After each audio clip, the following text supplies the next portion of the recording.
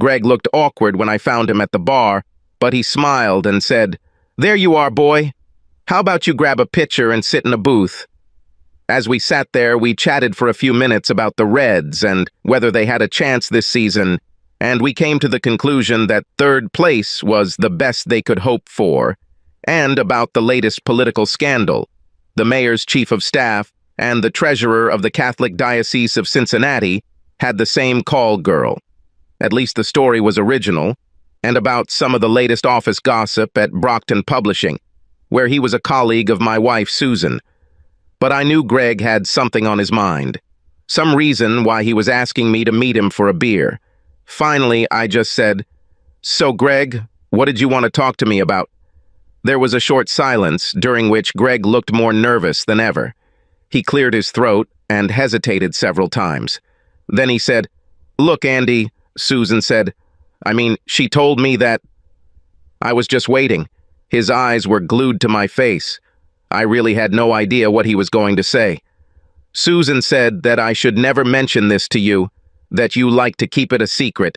So, forgive me if I do wrong, you know? I don't want to make you feel uncomfortable, it's just, well, I need to make sure you really don't mind." "With what?" I asked, still not understanding what we were talking about. He licked his lips, looking unhappy. With the game. The game that you and Susan play where she. He made a vague gesture with his hands, and his voice broke as he looked at me, begging me to somehow finish his sentence. "Sorry, Greg," I said. "I still don't understand you." There was a long silence. Greg stared at me, and I swear I saw him turn pale. I waited again, motioning for him to continue. And finally, reluctantly, he said, "Andy, don't you know about Susan, that she had sex with other guys?" Greg had joined Susan at Brockton about a year earlier, leaving a low-level position at a New York publishing house to come to Cincinnati. He was about 28 years old, about 10 years younger than Susan and I. Greg was a big, heavy-set guy, good-looking in his own way. He was single, but seemed to have no problem finding female companionship. In fact, I saw him at book parties in Brockton, with several different attractive women. Of course, he met Susan first because they worked together, but I really liked him. Having discovered that we had a common interest in baseball, which bored Susan to tears, we had gone to a couple of Reds games the previous summer and thoroughly enjoyed ourselves.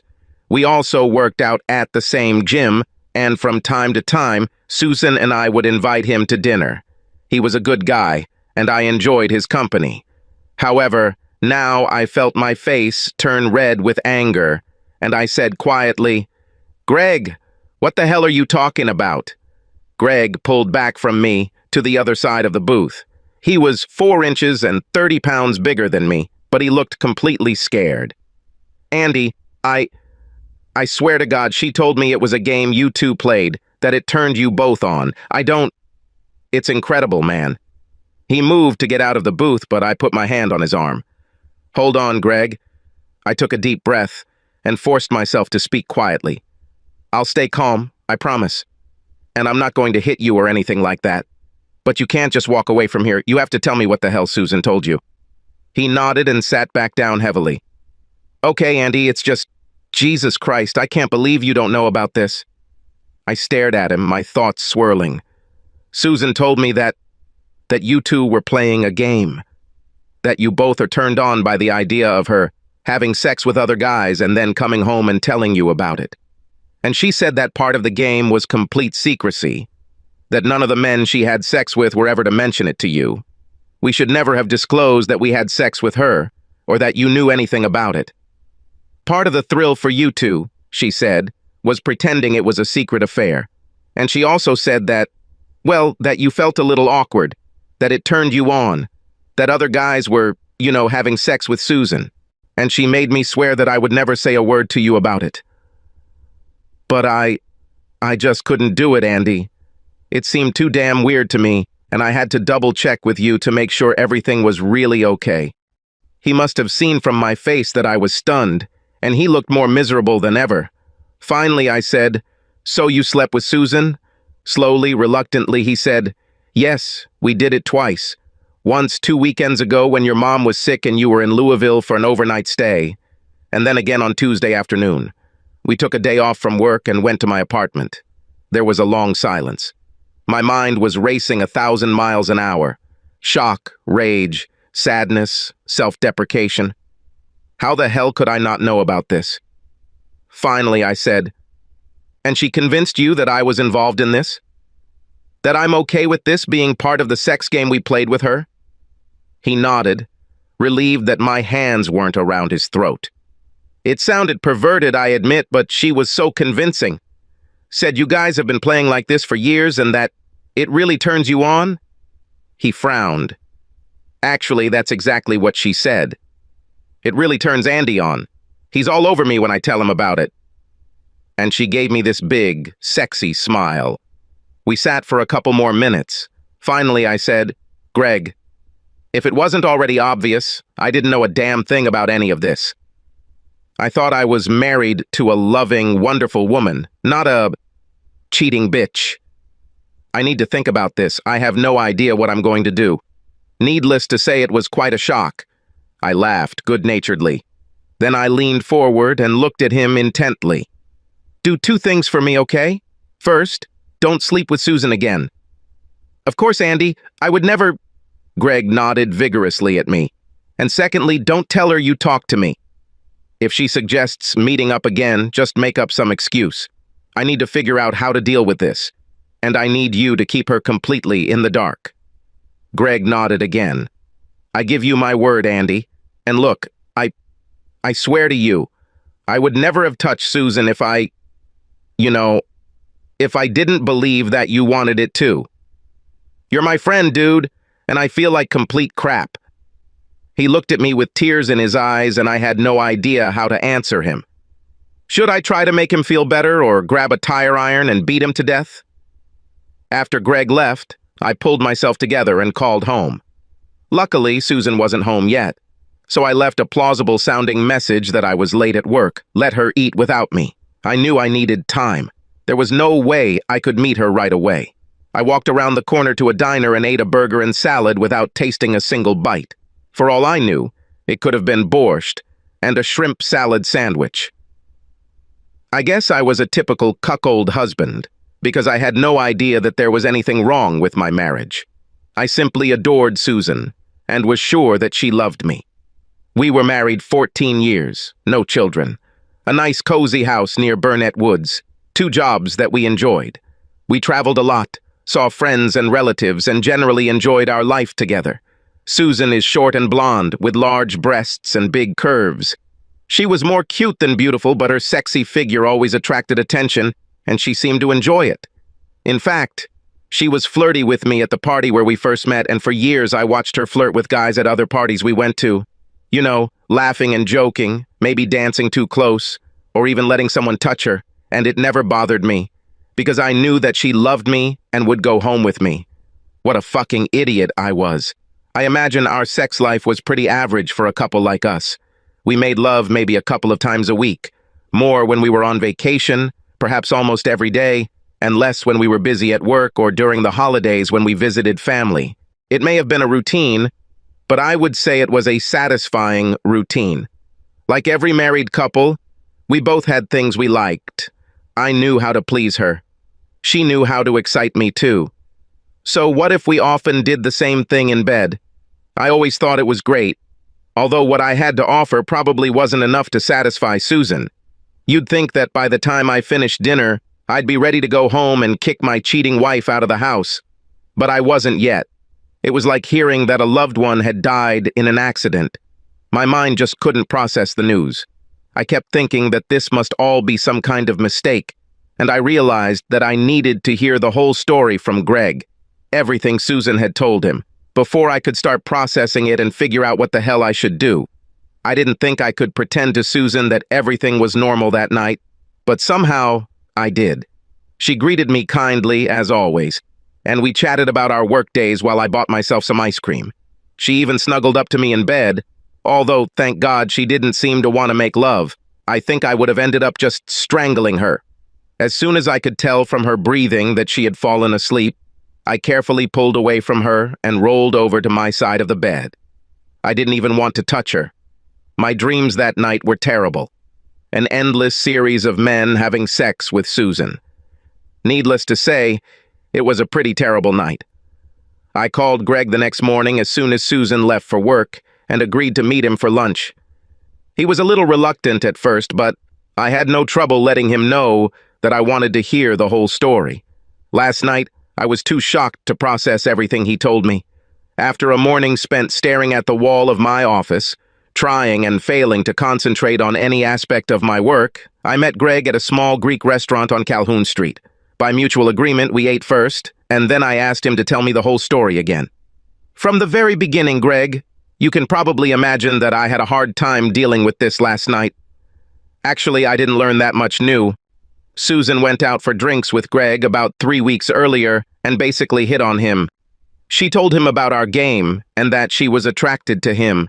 That day, he blew her off, mostly because he was more stunned than anything else. It seemed like such a far-fetched story, and the thought of me being a good friend and sleeping with her made him feel uncomfortable. But they talked about it several more times over the next few days, and when she told him on Friday that I was going to Louisville for the weekend, he agreed to meet her at the motel. She actually offered our house, but Greg said the idea scared him. Greg, understandably, didn't want to tell me about the sex in detail, but it was obvious that it was hot. Susan would have been desirable to almost any man, and Greg made it clear that she was passionate, athletic, and tireless. They did this 2 or 3 times every time they got together, enjoying lots of petting and exploring different positions. I clenched my teeth but didn't say anything. She liked to say dirty things, he said, warily watching my face. She said she got pleasure from saying dirty things to me, knowing that she would come home and repeat it all to you. I asked him to tell me everything Susan said about the game and how long it lasted. Apparently, it's been a few years at least. She didn't say exactly, he told me, but I realized that she had several boyfriends before me. She said that she always had one buddy, that was her word, buddy, and that she had sex with him for several months before breaking up with him. She said that after a while, you weren't as interested in talking to her if it was the same guy. You liked hearing about someone new. He winced. Man, I'm so sorry. I know, Greg. She deceived you. Forget it. Look, did she tell you anything about how it all started and who the guys were before you? I don't know how it all started, he said, but she mentioned a couple of guys. None of the names meant anything to me except Arnold Morrison. That guy from the city council. Yes, Greg said. She said she met him when there was a book party in Brockton for some political book they published 2 to 3 years ago. Susan also said that you never knew any of her playmates personally before me. It looks like she did this on purpose, so that you would have no chance of finding out what she was up to. Then did she tell you why she followed you? He looked awkward again. She said I was too delicious to resist. He covered his face with his hand for a moment. Andy, oh my God, you probably want to fucking kill me. I feel like the lowest piece of trash on earth. Gloomily, I said, I don't blame you, Greg. Many guys would be happy to take a piece from Susan without thinking about her husband, and she gave you this false story. I can't say that I wouldn't believe it either if all this happened to me. What really matters is that Susan cheated on me. For years, apparently. How she must enjoy deceiving me and pulling the wool over my eyes. I sat staring into space. Greg didn't say anything. There were a lot of questions in my head about what the hell I was going to do. How should I deal with Susan? Will I continue to pretend to be a loving husband and remain completely ignorant? Will I be able to stand up to her and throw her ass out? Or will I mope around for a while and let her worry? But I already had an answer to one question. Our marriage was over. Susan was history. At least it was a story, if what Greg told me turned out to be true. As shocked and enraged as I was, I couldn't just shoot an arrow at her without knowing for sure. I called my friend Brian and arranged to meet him for dinner. Then I left another message for Susan saying I was having dinner with Brian and would be home later that evening. Brian was my oldest and best friend, We met when he was president of Zeta Beta Tau, the fraternity I joined in college. We were very close. I was best man at his wedding to Emily, and he was my best man when I married Susan. He had known Susan almost as long as I had, and I knew that he and Emily loved her. So he was just as stunned to hear the story as I was. Brian was amazing, just like I knew he would be. He let me tell it my way, asking just a few questions along the way. He was patient and supportive, even handing me a tissue without a word when I cried. We're not the kind of friends who say I love you to each other, but I knew he was in my corner and that helped a lot. When I finally finished speaking, he quietly asked me, "Do you know what you're going to do, Andy?" "Two things," I said. "So far, I only know two things. First, I must be absolutely sure that this is indeed true. I still can't believe it, you know? I mean, I was so sure that Susan loved me. And second, if this is true, then Susan is in for some very unpleasant times. I can't forgive and forget. That's not it. It's over between us, and from the way I'm feeling right now, it's not going to be pretty." He nodded. "I can hardly blame you. Believe me." Then he said, "How can Emily or I help?" Emily. She and Susan were friends too, although not as close as Brian and I. "Look, are you willing to keep this a secret even from Emily for the next few days?" "Of course, dude. We usually don't hide anything from each other, but this is a special case. I won't say a word to her until you give me the go-ahead." "Thank you, Brian. I appreciate it." I sat down and thought for a moment. The only name I have for one of Susan's friends is Arnold Morrison, and I was hoping you could help me find him. He has no idea who I am, but he'll probably want to talk to you. Brian was a political writer, a columnist for Time magazine, but he covered politics for nearly a decade for the Cincinnati Enquirer and was respected by everyone in the local political scene. "I can do this without any problems," he said, and we discussed for some time how to arrange everything. We then discussed how I should behave around Susan. Brian told me to pull myself together and pretend to be myself, not to give her even a hint that something was wrong, until I was absolutely sure about everything. I shrugged and said, "I'm not sure I can do it, but I'll try." And in fact, I did almost as well as the previous night. Again, thank God, Susan pressed herself against me, but did not ask me to have sex. 2 days later, at 10:30 a.m., Brian and I sat in Arnold Morrison's large office, looking across the desk at him as he greeted Brian and me cordially. They greeted each other a little. "How are you? What does old so-and-so do?" And then he said pleasantly, "Well, Brian, what's on your mind?" He was a tall guy, just under 50. Quite handsome, I think, although a little cute, as is often the case with politicians. And he had that demeanor that many politicians have. He seemed very sincere and very interested in you. Is that what attracted Susan? I have no idea. "Arnie, I'm here on a very private matter, and you can be sure that we will keep this conversation confidential. I assume you've met my friend Andy's wife, Susan Cullen." Morrison did a very good job of keeping his face straight, but I saw his eyes widen slightly. Calmly, he said, "I think I met her, Brian, but I don't remember exactly when or where." I leaned forward. "Mr. Morrison, I have no intention of ruining your life if you are completely honest with us, but I know you had sex with my wife and I need to hear the whole story. The guy was a pretty cool client, I have to give him credit." He looked at us thoughtfully for a full minute, but without any panic on his face. Then he said, more to Brian than to me, "Is this completely off the record?" "Totally," Brian answered. "This is not for what I write. This is a personal matter. They don't write about this, it won't reach your wife. This will stay with the three of us." "And you don't write it down?" "I'm not writing it down," Brian said. "Actually, I was recording. I had a little digital recorder in my jacket pocket, but neither of us told Morrison about it." He sat for another minute, still calm and thoughtful. Then he sighed. "I have a feeling I don't know the whole story either, Mr. Cullen," he said, looking at me.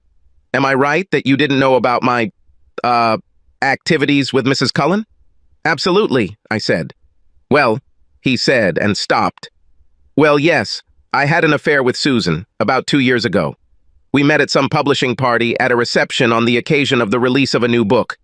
He leaned forward, looking at me intently. But I swear to you that she told me that you know all about it. She called it a game, actually. She said that she and her husband, sorry you, enjoyed her sleeping around. She would come home and tell you about it every time, and it would really spice up your sex life. But she also made it clear that you were pretending to know nothing about her affairs and that I should never mention it to you. It wasn't a problem since we were unlikely to meet. And I didn't want my wife to find out anyway, so we were pretty careful. How long have you been dating her? I asked him. To my surprise, I was completely calm, as if we were not talking about the complete destruction of the most important relationship in my life. He thought for a moment. Maybe 3.5 months. It started in late spring, and I remember she broke up with me around Labor Day. She said it was fun, but after a while, she and her husband became less interested in the same guy, and she needed to find someone else. It all seemed quite perverted to me, but Susan is a very sexy woman. I never had any complaints. He saw the pain on my face and said, "Lord, forgive me." I shouldn't have said that. "It's okay," I said. I believed him that he thought he was playing a perverted game and not helping a woman cheat. As I told Greg, in the same situation, I could do the same thing. I definitely would if I were single. Where did you meet? In different places. We had to be careful. Obviously, I'm in the public eye to some extent, but I'm on the board of Public Housing Committee, and it's pretty easy for me to get the keys to some of the empty apartments in the buildings that the city controls. I was just saying that my staff was doing random checks. We usually met during the week for lunch, and sometimes spent the whole day together. Were there nights or weekends? I asked. 2 or 3 times when Susan said you were out of town. He looked awkward again. I came up with some story to tell my wife, and we spent the night at your house. I'm so sorry, Mr. Cullen. I nodded. I didn't need to ask him what the sex was like, imagining it was bad enough. Has she ever told you about her other lovers? Or about how long she and I were supposedly doing this? I think she once said that I was the 4th or 5th guy she'd done it with. I remember that she flattered me. She said, "And you are the best of all of them," or something like that. It was most likely nonsense, but I didn't mind when I heard it. We sat in silence for another minute. "Is there anything else you can tell me?" I asked him. "No, I do not think so." "I'm very sorry," he said. "I don't hold a grudge against you," I replied. "You cheated on your wife, but that's your business. As for Susan, I can't blame you for believing her story." Morrison looked at Brian. "Confidential?" he asked again. Brian nodded and stood up to shake Morrison's hand. "I give you my word, Arnie. I'm sorry we had to put you in a difficult position, but my friend needs to know the truth." "Of course," he said, and politely led us to the exit. At the corner, Brian stopped and put his hand on my shoulder. "Are you okay?" I sighed. "Yes. I knew what I'd hear. It's just, well, it's one thing to know it, and another to have it confirmed. The last nail in the coffin. Do you want to sit and talk? Or have lunch? Or even go score a bucket of balls?" "No thanks, Brian. I'll be okay. I'm going to walk in the park until I'm hungry. Then I'll have a snack and go back to work. But do you mind if I invite you and Emily to dinner tomorrow night? I'm starting to make some plans, and it would be great if you both could discuss them with us." Brian said that of course he would work it out with Emily. I thanked him again for his help with Morrison. God, it's great to have one true friend. As I got out of the car in the driveway that evening, I thought, damn, another night where I have to pretend I don't know what my bitch wife has been up to. And then I thought, why should I pretend? I'm not ready to confront her, but there's no reason not to get on her nerves a little. Susan was getting dinner on the table when I walked into the kitchen, and she smiled and said, "Hello, honey, the food will be ready in a minute," and kissed me. I smiled and took a bottle of wine from the refrigerator. For the first few minutes of dinner, she chatted about her day, then finally she started to notice that I wasn't talking much. "Rough day, Andy. You look awfully quiet." "Yes, actually," I said, looking at her. "Quite heavy. I seem to have discovered that I can't always count on the people I thought I could count on. I'm sorry." she said, looking serious. Is it something at work? I've heard you complain a couple of times lately about Hank's staff. I don't think I should talk about this now, I replied, leaving it hanging. I sat looking directly at her for a moment longer. Then, without saying a word, I stood up to clear away our plates. Walking around the table, I noticed that she was looking at me with concern. When I returned to the dining room with 2 slices of the apple pie she had bought, her face was flushed, but she pulled herself together and thanked me with a warm smile. We ate dessert in silence at first, until Susan made a couple of awkward attempts to restart the conversation, talking first about the new neighbors across the street, and then about the wonderful vacation one of her work friends was going on.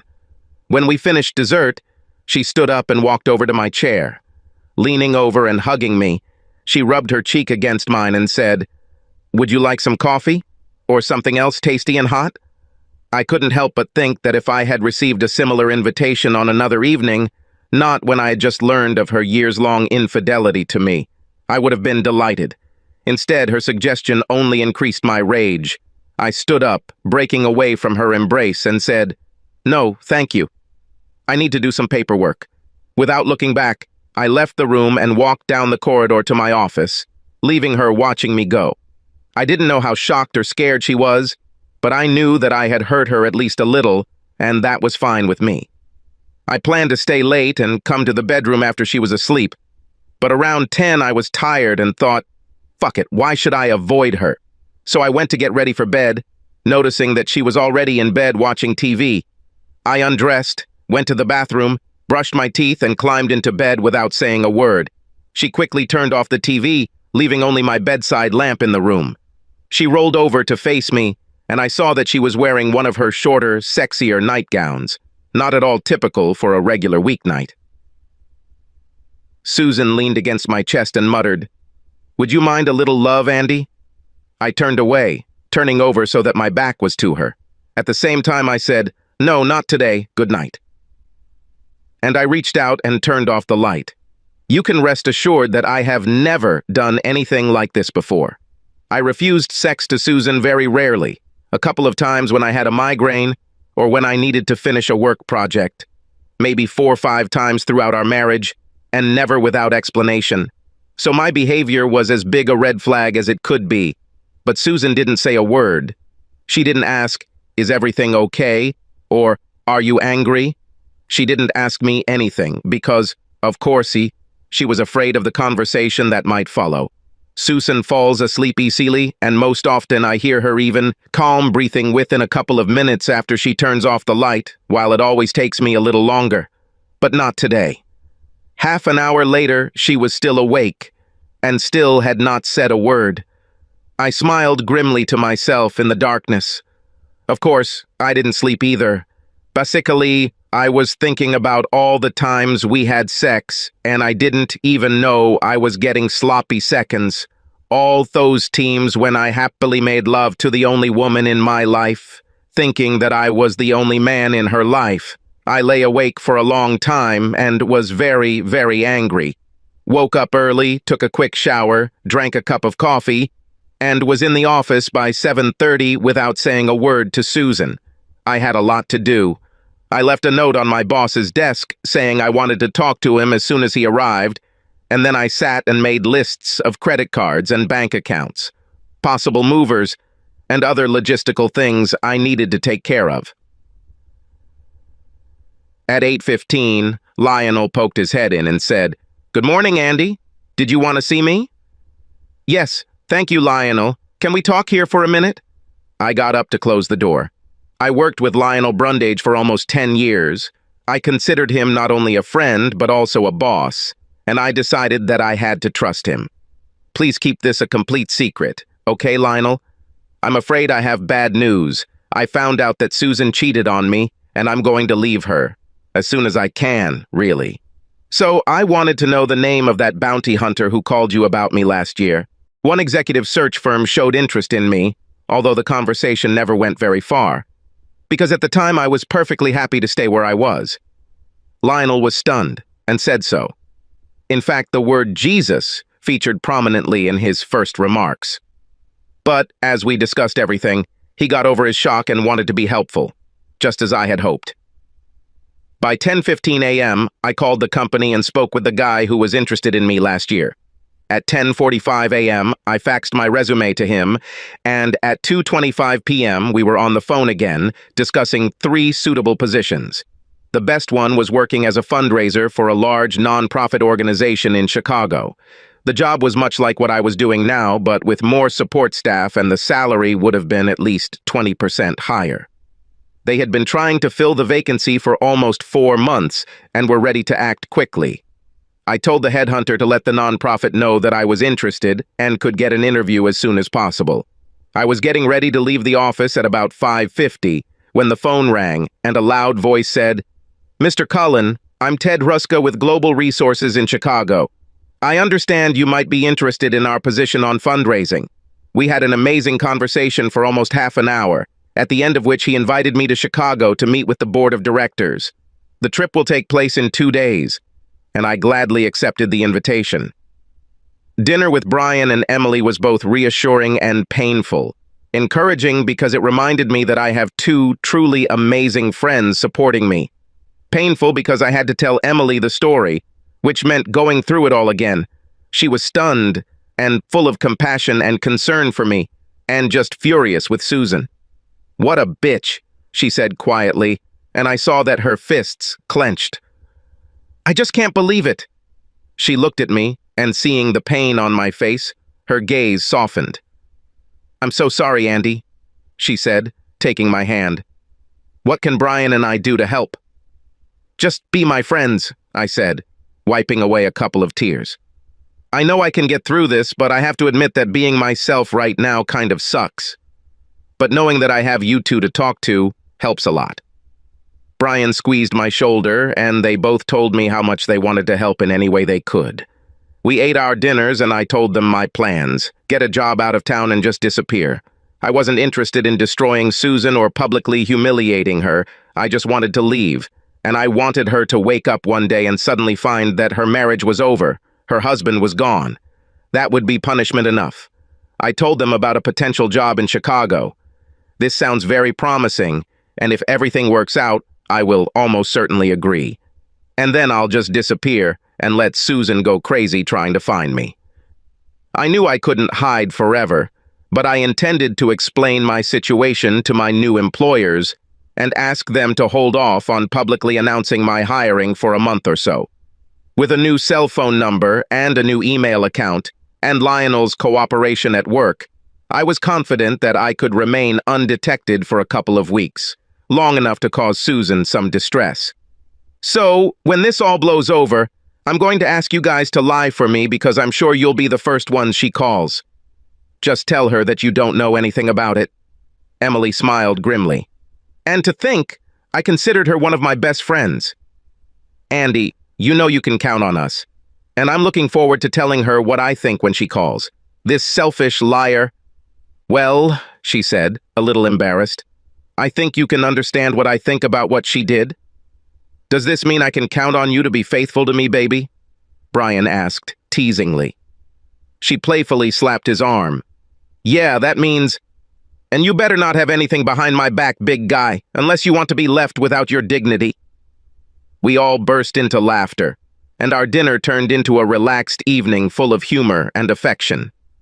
I am almost was able to forget about the suffering and rage that I carried within me non-stop for several days. When I returned home, it was late. The bedroom was dark, but Susan was still awake. During the workday, she sent me several friendly, light-hearted emails, but the only thing I did was send a short reply, reminding her that I would be home late after dinner. I didn't say with whom. "Hey, baby." Her voice rang out in the darkness, delightfully relaxed and sleepy. I was painfully reminded of how much I loved Susan and how sexy I still found her. If only this were all just a nightmare. If only I could believe that I still have a faithful, loving wife and dive into her arms.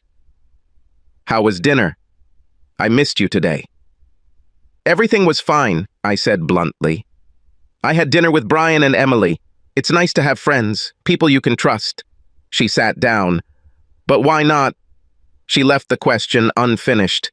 Just like the night before, she was afraid to say anything that might lead to a conversation she didn't want to have, and so she was stuck.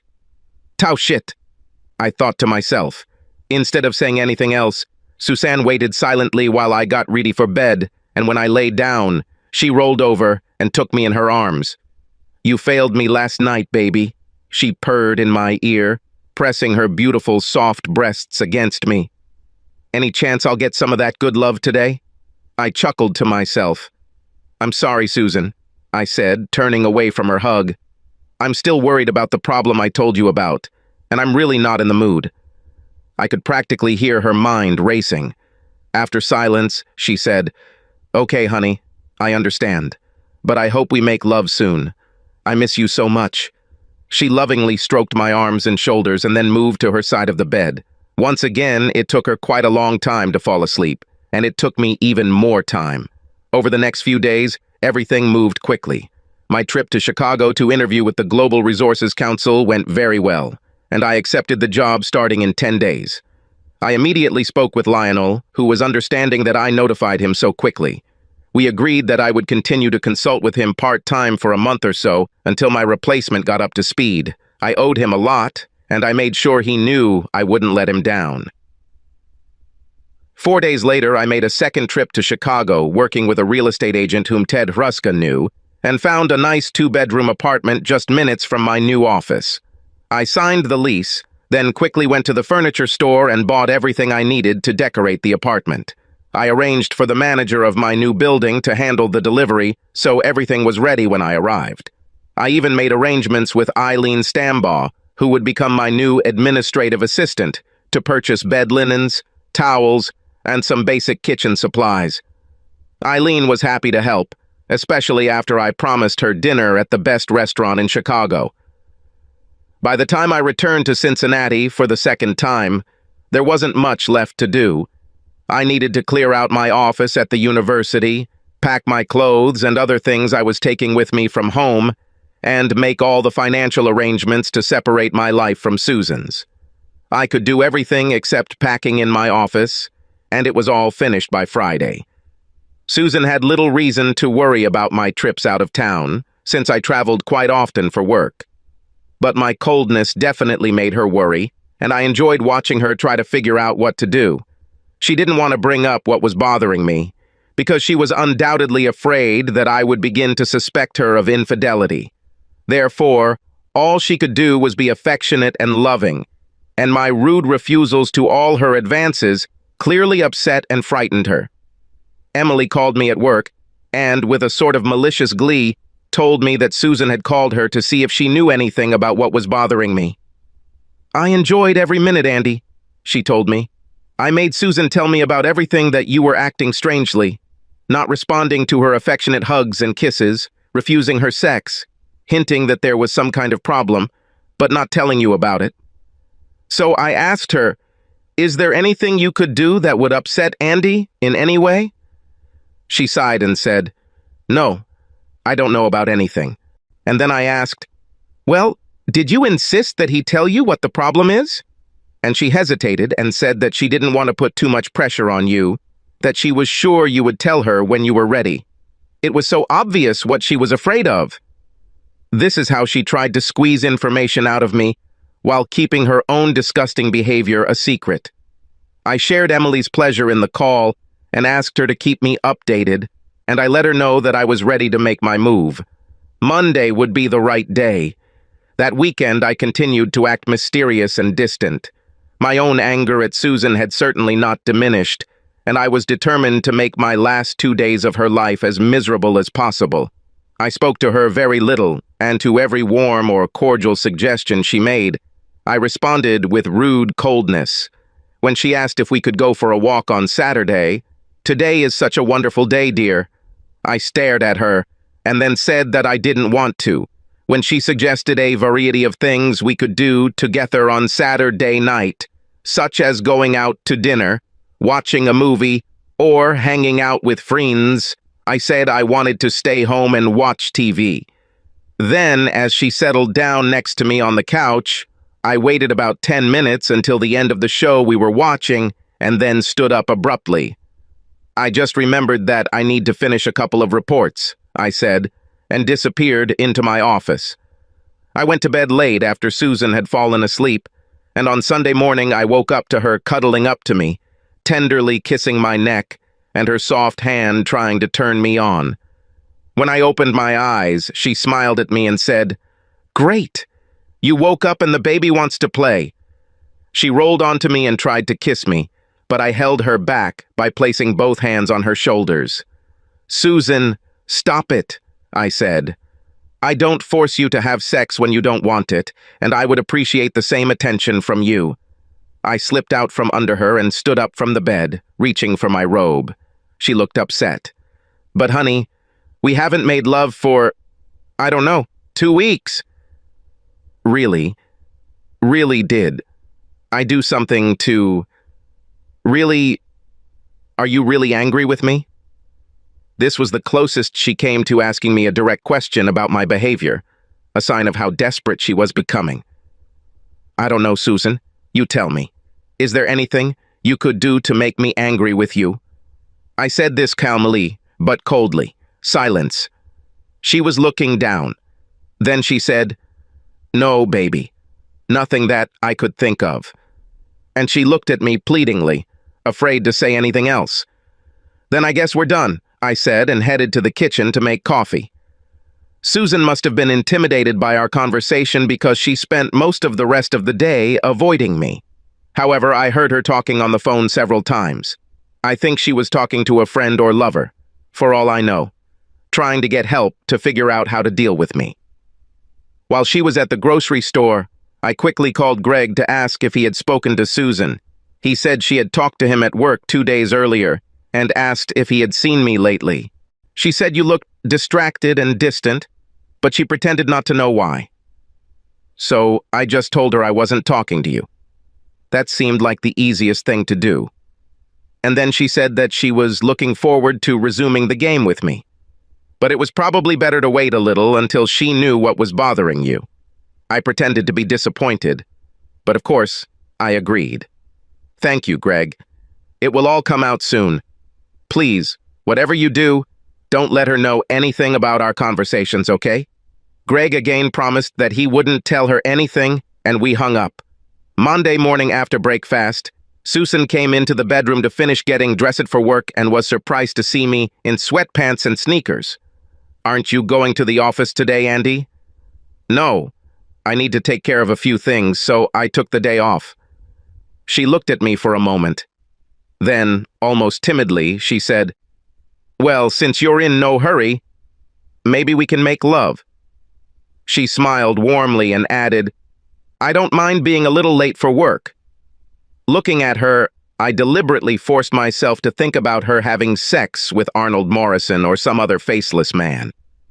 My loving wife is the woman to whom I gave my life. That was all that was required. I said no, I don't think so, and left the bedroom without looking at her. I went down to the basement to find my suitcases and didn't come up until I heard her car pull out of the driveway.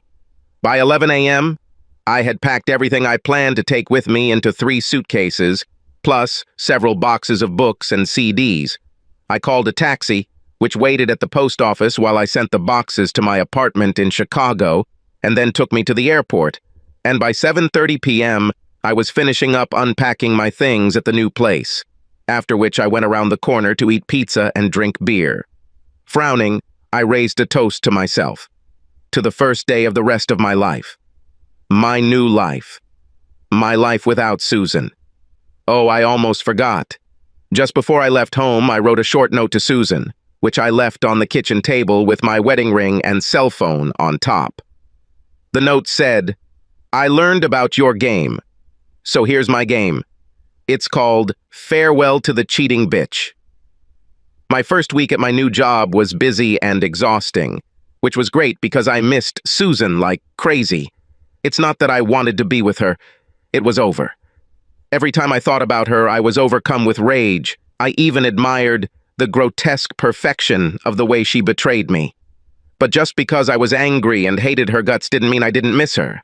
I loved her for so many years, loved everything about her. These feelings don't just go away. Instead, they are mixed with new ones. Love and hate swirl together as if they were in a washing machine.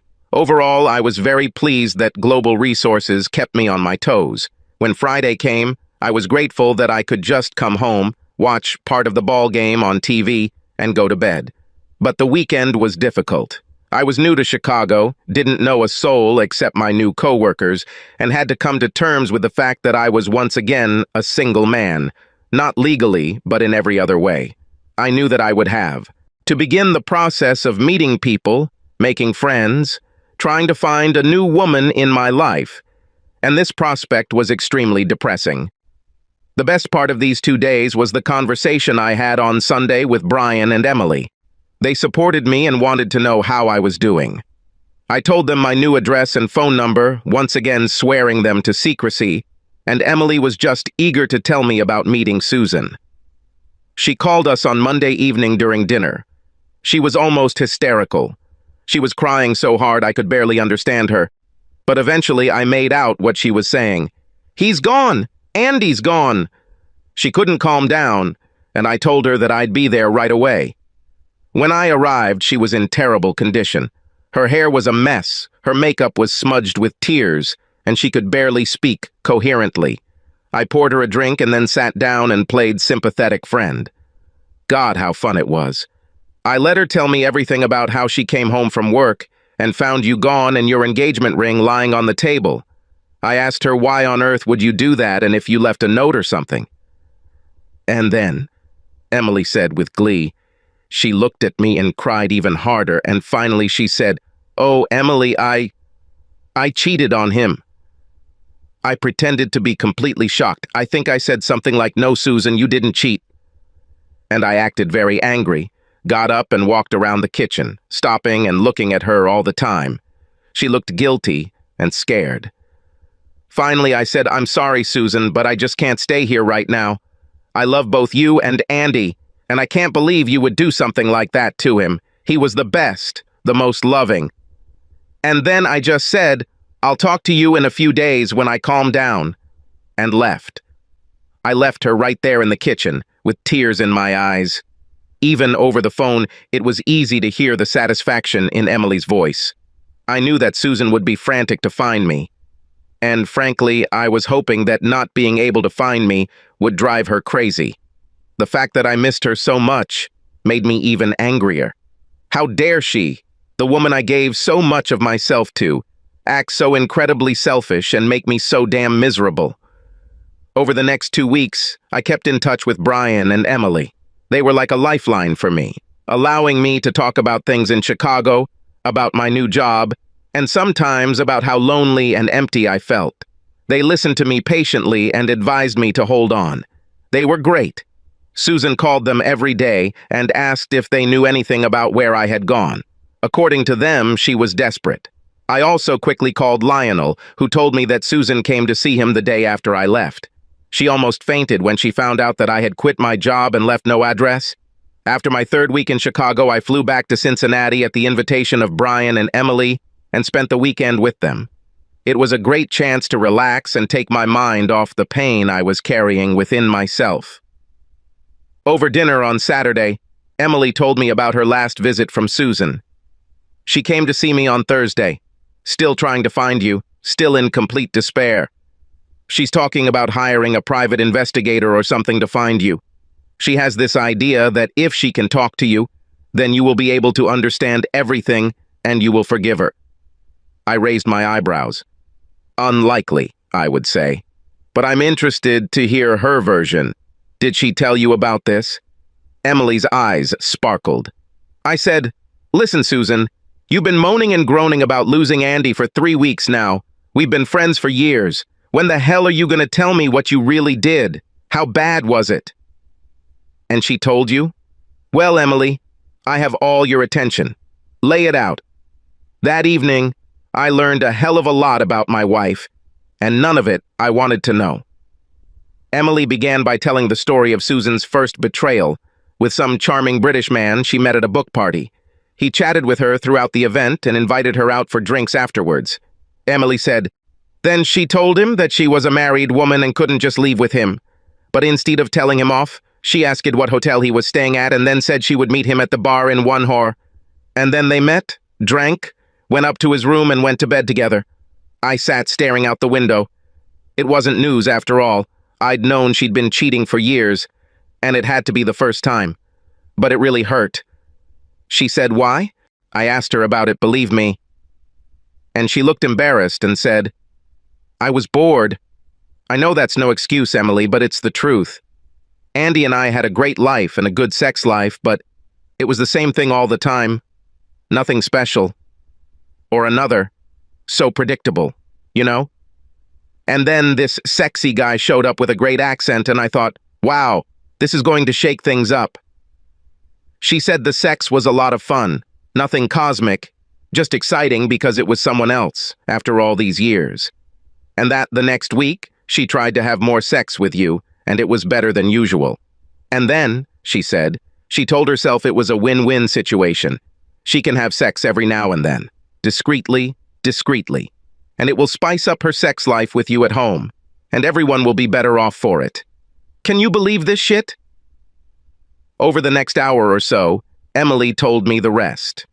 Susan gradually got into the habit of finding a guy for sex every couple of months. At first, these were one-time dates, but then the fifth or sixth guy turned out to be amazing in bed, and she wanted to meet him again. Their affair lasted 3 months until he became engaged to the woman he was dating. According to Emily, Susan realized that after the first time, extramarital sex became even hotter as she and her new lover learned to please each other. So her new plan was to have short-term affairs, 6, 10, maybe 20 times with a guy, until the excitement began to wane. "What about the game?" I asked. She said it started when the guy she was sleeping with started getting possessive. It occurred to her that one of her lovers might become too attached to her and threaten to tell you about it. So she decided that if they thought she was sleeping with him with your knowledge and permission, then they would know that she would never leave you and that she would not be vulnerable to blackmail.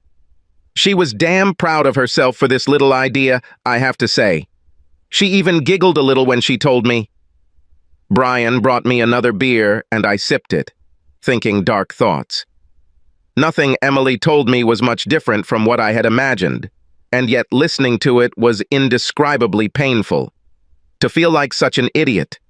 To feel like I judged so poorly the person I loved and trusted more than anything in the world. How could I be such an idiot? She was bored. I mean, Jesus fucking Christ, don't all married couples get a little bored, a little callous? But what's the right way to deal with it? Come to me and say, "Honey, let's find some fun ways to spice up your relationship. Vacations, toys, role-playing games, but don't sleep with other guys." I don't remember ever being bored with her, but of course there were times when sex was a chore. Still enjoyable, but routine. And God knows, I would be very happy to try something new. Not that I have ever been given such an opportunity. No, Susan decided to spice up her own sex life, not mine. As I prepared to fly to Chicago on Sunday, Brian asked me what I was going to do with Susan. "Are you just going to leave her to her fate and wonder what happened to you? Or are you planning to somehow end her life once and for all?" I shook my head. I haven't decided yet, to tell the truth. Maybe one thing and then another. Maybe I'll just let this drag on until she finds me and then have a nice little surprise. I told him what I was thinking and he chuckled. "Sounds perfect, Andy. It's just a pity that I won't be able to be present." To my surprise, several more weeks passed before Susan found out where I was. Brian told me on the phone that she went ahead and hired someone to look for me. So I guess that's what she did. I didn't really care about that. But on Thursday, I came home from work to find a long, rambling message from Susan. "Thank God I found you, baby. I'm so sorry. I'm so sorry. I love you more than anything in this world. Please give me a chance to explain everything. I miss you so much. I will anything to make amends. You know you're the only man I love." And another 5 minutes. Everything in about the same spirit. There wasn't a single word that wasn't completely predictable. Not a single word that would make me less angry. I don't know what she expected. You can't cheat on your husband again and again for many years and then say, "Oops, it's my fault," and he will forgive you and take you back. Sorry, Susan, but that won't happen. So, it looks like it was time to start the denouement. I knew she would keep calling. Simply ignoring her wouldn't work in the long run. The next day, I invited my assistant Eileen to a long lunch. She had become a good friend of mine and already knew most of the unfortunate story of how I unexpectedly came to work at Global Resources. She was a pleasant middle-aged lady, married with 3 children and very smart. In fact, the best assistant I ever had. I told her what I was planning for Susan, and she threw her head back and laughed. "I like it, Andy. I can't think of anything more appropriate." She laughed again. She seemed delighted with my idea. "Yes, but I'll need help finding someone. I'm not very, let me try, okay?" She interrupted me. "I have a couple of ideas. Before you do anything else, give me a few days." I raised my eyebrows in confusion. "Is it true?" She nodded, smiling, and I said, "Well, okay. But that's hardly what your administrative assistant is typically asked to do." We both laughed. Susan kept calling, at least every other day for the next 2 weeks. Her messages were shorter, but they weren't anything new, and they certainly didn't make me want to talk to her, let alone forgive her or let her back into my life. On Monday, as I was packing my things and getting ready to leave work, Eileen stopped by to see me. "Everything is ready. I have someone perfect for you. Just tell me the day and time, and I'll give her your address." I looked skeptical. Will I be happy with this person? For that matter, Eileen, who the hell is she, and how did you talk her into it? This isn't quite right. "Shh," she said with a smile. "She'll be perfect, and she really wants to do it. I told her about your situation, and she could hardly wait. She was burning with impatience. And you won't tell me who it is?" "No," she said, grinning like a Cheshire cat. "But trust me, boss, you won't be disappointed." The next day, I left a message on Susan's answering machine. "It's me. If you really want to explain everything, you have one chance. This Saturday at 1 o'clock in the afternoon in my apartment in Chicago. Don't come early, and don't be late. I'll give you 1 hour. Here's the address. Leave me a message back to confirm you'll be coming." That evening, I didn't answer the phone. Instead, I listened as Susan left me an excited message. "Oh my God, thank you, baby, thank you. I love you so much. Of course, I'll be there on Saturday. Thank you for this chance. I know I can make you understand. I'm so sorry I hurt you, and I want to spend the next 60 years making amends to you," etc. The next day, Wednesday, I spoke with Eileen. "I made an appointment for 13 Macker on Saturday. Can you ask your mysterious woman to be at my house no later than 12? "Of course," she said, "but you have to promise that you'll call and tell me the whole story when it's all over." This will be my reward. Emily told me over the phone how excited Susan was. "I swear, Andy, she has no idea about anything. She really thinks she'll get you back, like all she has to do is tell you how sorry she is. Honestly, I don't understand how she could fool me like that. We've been friends for almost 15 years. And we talked about everything. About our husbands, about work, about families. And now that I know how selfish and cruel she can be, even if she doesn't see it, of course, I can only wonder how blind I was." I laughed, a little bitterly. "Listen, Emily, how do you think I feel? I was married to her, all this time. I think the real lesson is that people like you, Brian and me, decent, trusting people, people who care about others, usually make the mistake of assuming that the rest of the world is like us. But Susan is not. I spent Saturday morning cleaning out my apartment, getting everything in proper shape. I didn't want to look or feel like a victim. I wanted the apartment to look like the home of a happy single guy. The newspapers were thrown into the trash can. The books were neatly placed on the shelves. Everything was wiped down and cleaned. There were even flowers in a vase on the table. When the doorbell rang a little after 12 noon, I opened the door with some trepidation. "Hello, please," What? Christina? Hello, Andy? She giggled. Maybe I should say, surprise, Andy. Christine Hansen worked as a program specialist at Global Resources and was one of the first people I met when I started working there. She was about 30 or so, which made her about 8 years younger than me. And she was stunning. Christina was short, slender, with black hair and the most amazing green eyes I had ever seen. She was elegant and stylish, but at the same time had a surprisingly relaxed and friendly way of communicating with people. She was simply one of the most beautiful women I've ever met. And of course, I was shocked by her appearance when I first met her. But I was also shocked by what Susan had done to me, and was in the middle of my first couple of days at a new job and in a new city, and was busy trying to remember the names of the other 12 people I was introduced to at the same time. However, I thought about her often. We saw each other several times a week, in passing or at senior staff meetings, and she was always cordial and cheerful. She seemed to like me, although I wasn't sure if it was just her natural sociability and friendliness. I knew she wasn't wearing a wedding ring, but it was almost impossible for a woman as gorgeous as Christina not to have a boyfriend. So I put her out of my mind as something more than just a coworker I liked and really enjoyed looking at. It didn't even occur to me to ask Eileen about her and if she was seeing anyone. Now, when she looked around my apartment with an approving expression on her face, I was completely at a loss. Christine, Eileen told you about today, right? About my wife and what I was planning? She smiled broadly at me. Absolutely. She gestured to the shopping bag she had brought with her and said, I have everything I need here. But, you... I was still unsure, still amazed, actually. Do you understand that you will...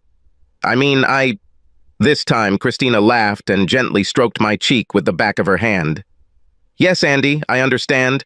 Eileen told me all about your situation, what you found out about your wife and all that. She looked more serious and continued, let's just say I went through something similar with my ex-fiancé a little over a year ago, and it's not hard for me to understand how you feel. I'm really sorry, I said. I had no idea. Well, this is not entirely new. I've come to terms with it. But back then, it was pretty awful, and I would give a lot to be able to shove it back down his throat the way you plan to do with Susan. She laughed. So how do you want to arrange this? I suggested we have lunch first, and we spent about half an hour eating sandwiches at my kitchen table, just getting to know each other. I already knew how attractive Christina was, but this dinner confirmed that she is also very smart, funny, and considerate. I wondered if she would be willing to go on a date with me, but that was a question for another day. When it was about 12:45, I said, Christina, if you're sure you're ready for this, maybe it's time for you to go to the bedroom. I'm ready, she said brightly. We decided what would be our signal. Then she leaned over and kissed me on the cheek. This will hurt, Andy. She's been a part of your life for a long time. Don't expect it to be easy. But I will do my best. I promise you that. And with a smile, she disappeared into my bedroom, leaving the door slightly open. I smiled to myself as I put the dishes away and waited for Susan to arrive. The fact that Christina, and not a stranger, became part of today's celebration was a very pleasant surprise. The doorbell rang at 12:58, and I tried to prepare myself for what was to come. Susan stood in the doorway, smiling bravely. She looked scared but beautiful at the same time. She put on an outfit she knew I liked, did some makeup, and appeared to have a new haircut. Hi, Andy, she said quietly, looking like she was about to hug me, but I quickly stepped back, inviting her to enter. Hi, Susan, I said quietly. Would you like something to drink? I bustled around the kitchen for a minute, getting a soda for her and one for myself. I was upset by how fast my heart was beating, how much I was affected by the mixture of love and rage inside me. I knew I needed to calm down and find a way to deal with it. When we sat down, she leaned across the table, looking at me invitingly, and tried to take my hands, but I kept them on my side of the table. Okay, Susan, you're here, and I'll listen to you, even though I don't think you deserve it. She took a deep breath. Baby, I'm so sorry. I did wrong. terribly wrong, and I know I caused you so much pain. I was so selfish, so blind and stupid, So, that's enough, I said, interrupting her and raising my hand. I don't want to hear how sorry you are, how much you love me, that it was a mistake, that I had nothing to do with it, that it was just sex. Understood? Don't treat me like an idiot. You slept with other men, a whole string of them, behind my back, for years. I'm right? Shocked by my rage, she nodded her head hesitantly. But honey, Do you remember our wedding vows? I asked aggressively, again not letting her finish. Abandon all others? Do you remember agreeing to this, Susan? She nodded again, her face pale. She didn't seem to expect our conversation to go this way, although I couldn't imagine why not. What the hell did she think I'd say? No problem, honey? Fine. We swore fidelity to each other for life, and then at some point, you decided to hell with it and started cheating with whoever you wanted. Tell me, Susan, how many men were there? I don't know, baby. 10? 20? 50? It was, I don't know.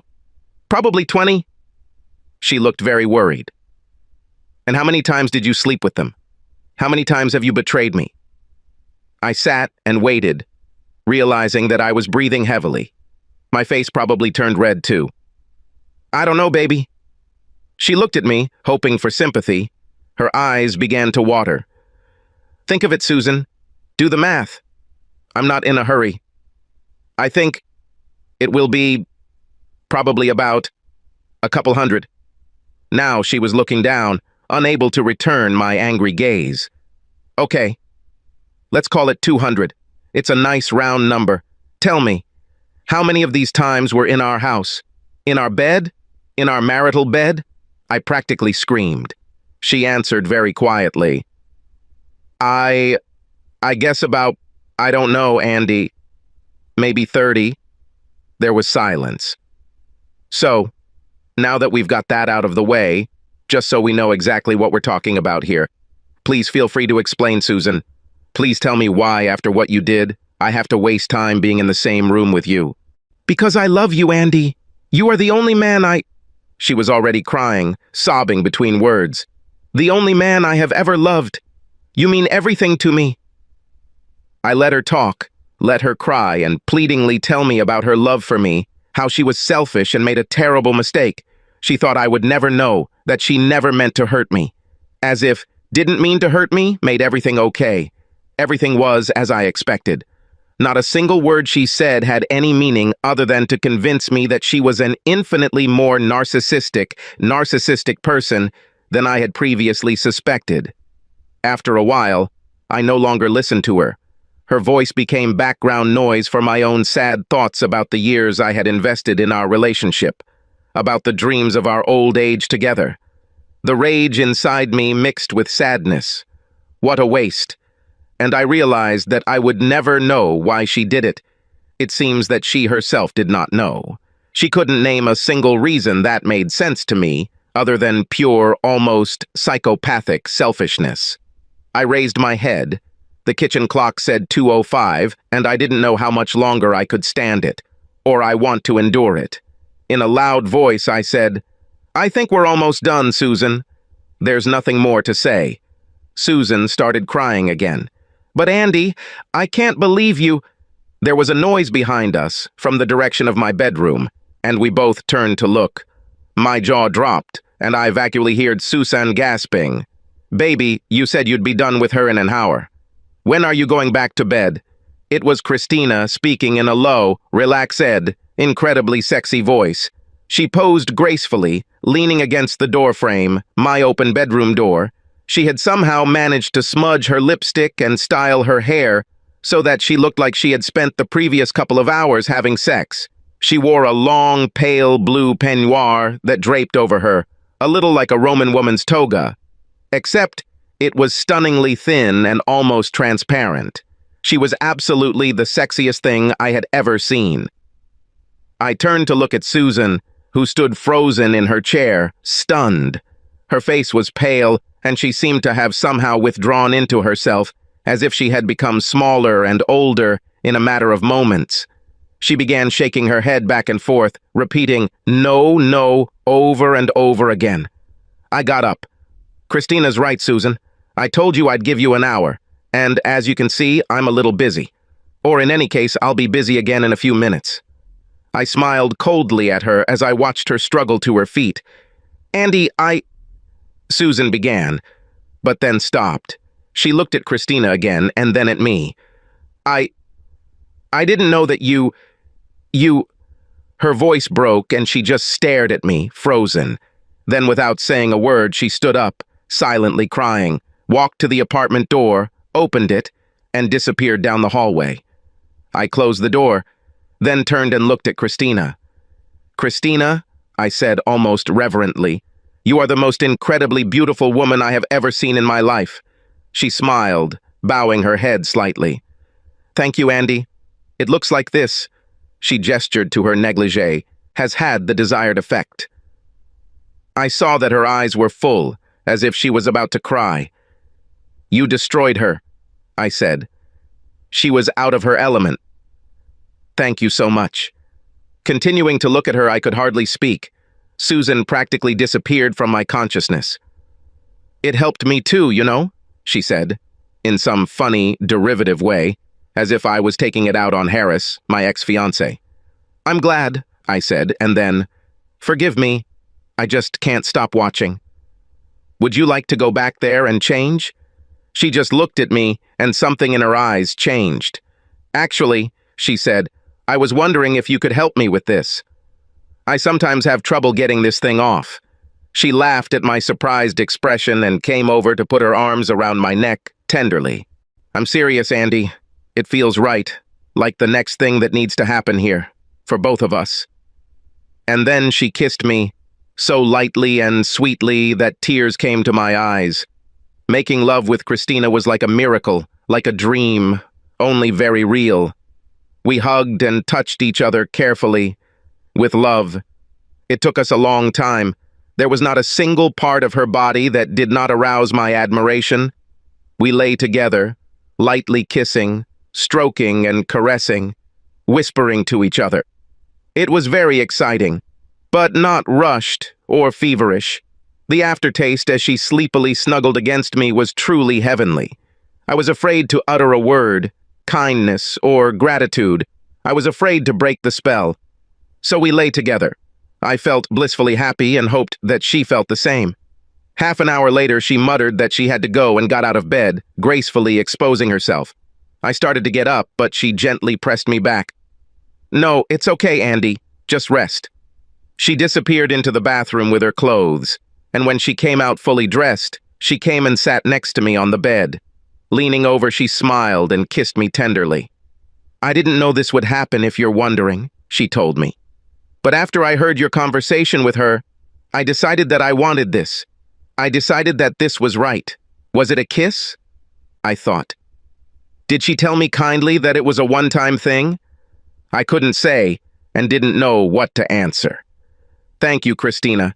It was the most loving, most generous, and beautiful thing anyone has ever done for me." Smiling, she replied, "I did it for myself too, Andy. And you did a lot of good for me, not just for my ego." And with that, she kissed me again, said, "No, don't get up," again, and disappeared from the apartment. I slept for a couple of hours, exhausted from both the confrontation with Susan and the extraordinary lovemaking with Christina. And it was real lovemaking, I had no doubt about it. This wasn't just revenge sex, and it was much more than just an act of comfort on her part. I woke up around 5 o'clock and wandered aimlessly around the apartment, straightening things, a little dazed and thoughtful.